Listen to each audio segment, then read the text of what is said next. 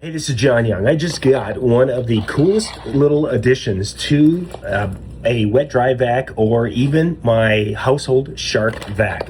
If you have a shark, you recognize the end of the vacuum here. Upright unit is literally holding the phone. I was so excited of how well this worked, I had to show you. Anyway, this is a little, it's the air tip from Milwaukee Tools here.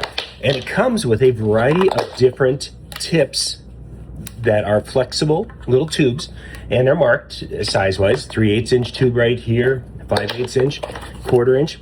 And what I was wanting to do is refrigerators get a lot of dust on the coils, which are usually below the refrigerator. So I thought this would be great because I'd be able to do this and put it on my wet dry vac. Well, I did not know that the adapter that comes with it, so you can put the little pieces right on and they get snugged on securely, fits wonderfully on my shark vacuum. Holy cats. Now I have this long wand. I can go under there and suck out huge dust bunnies. And it worked incredibly well. So I use this on our Whirlpool refrigerator here.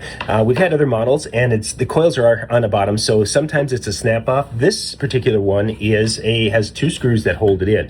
One on the freezer side, because it's side by side, one on the refrigerator side.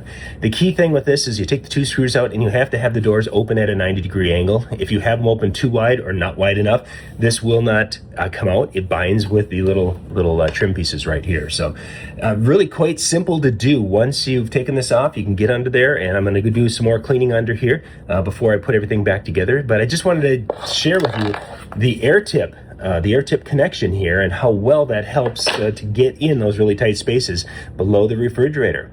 We'll put a link in the description below so you can go check this out, but this is something I picked up at Home Depot. Thanks for watching.